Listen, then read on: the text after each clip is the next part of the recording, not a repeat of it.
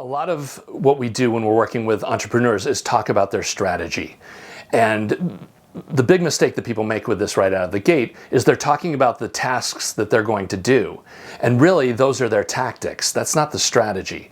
The idea with the strategy is you're figuring out what you want to accomplish. How is the world going to change because of what you're doing? And then the tactics are the individual tasks that you do along the way. So a good example is your strategy could be that you're going to Chicago. And your tactics would be, we need to find a vehicle, or we need to get a plane ticket. We need to find some other way of getting there. So the tactics get used for all kinds of different things, but the strategy is unique. That's what you're trying to change and how to grow your business or change the world. Just about a year ago, the author Seth Godin did a book about strategy and changed the way I think about this. And this is a great tip for any entrepreneur that is going to save you. It's going to put you 10 years ahead of where I started out.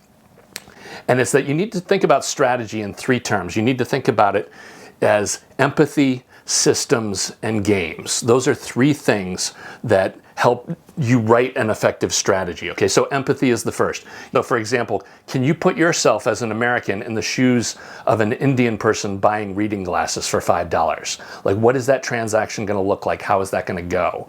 And that kind of empathy will inform your view of what your strategy is. It's going to tell you where we want to go and how we want to get there. The second is systems. Every purchase has a system around it, and you're trying to change those systems, but you have to keep in mind that the system, its entire purpose is to resist you and to not change. So for example, you find a great way to clean swimming pools. And so you're going around to these maintenance people talking to them about how you can take all the labor out of it.